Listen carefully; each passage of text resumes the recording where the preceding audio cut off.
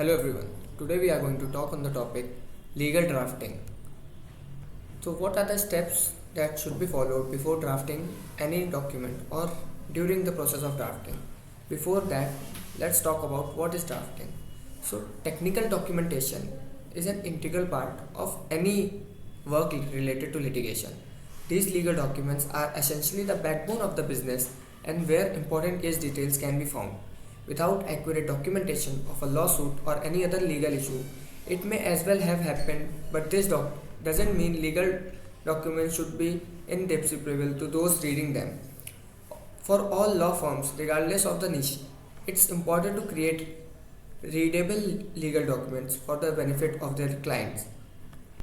So let me split the process in 10 simple steps. So step number 1, firstly pen out the documents before you begin the drafting.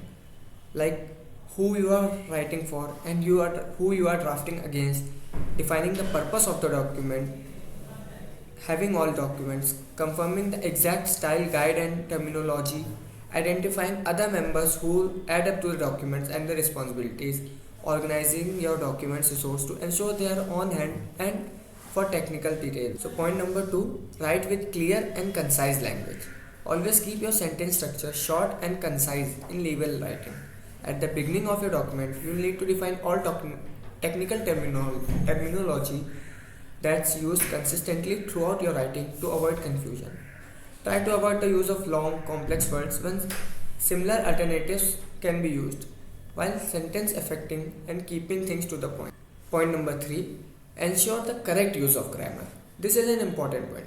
The correct use of grammar and spelling is imperative for all professional documentation, but grammar is especially important for ambiguity in legal writing.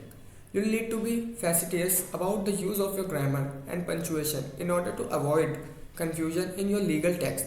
If not, then it will only distract your reader and take away from the true meaning of what you are writing. Step number 4, be as accurate as possible. There is no brainer with regards to legal document drafting, but accuracy is a vital part of the job. Ensure that all document content is true and detailed and vetted by an industry professional or expert where needed. Just one small inaccuracy can create a world of doubt with regards to validity of the document. Point number 5, make information accessible. Legal documents tend to be long and time consuming to both compile and to read. Make it easier on your readers by defining important sections of the document for easy reference. Use tags, reference points, color codes, marker in the document where all relevant document information can be found with paging through wads of paper. Point number 6, ensure all necessary information is included. This may sound obvious, it's a legal document, but after all, it's important to decipher between what's necessary and what isn't.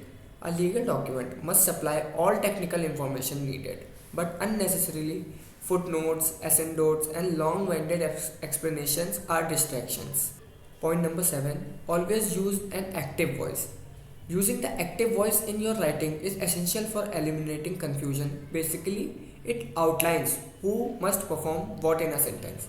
Passive voice only makes sentence longer, creating more opportunity for ambiguity within your legal text.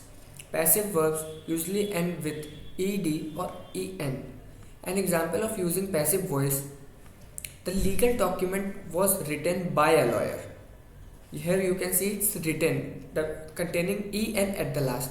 So instead this sentence can be simplified by using an active voice. The lawyer wrote this legal notice. Don't make the mistake of reversing the natural active order of your English by falling into the use of passive voice. Point number 8, pay attention to imperatives. This is especially pertinent in legal text because imperatives are used to define a legal obligation. In other words, an imperative outline a legal instruction. Common imperative used in legal documents include the word shall, must, will, and should. Use the right imperatives in your sentences help to clarify defining your meaning. For example, shall creates a sense of obligation but can also be interpreted as optional. If you want an instruction to be translated as legally obligatory, it's better to use the imperative must. Point number 9, use direct language. This is similar to the use of active voice in your writing and helps to define instruction within a legal document. Regulations, procedures, instructions, and list of duties must all be written in direct language to avoid confusion or creating the illusion of optional. An example of direct language is sign all copies and return as instructed.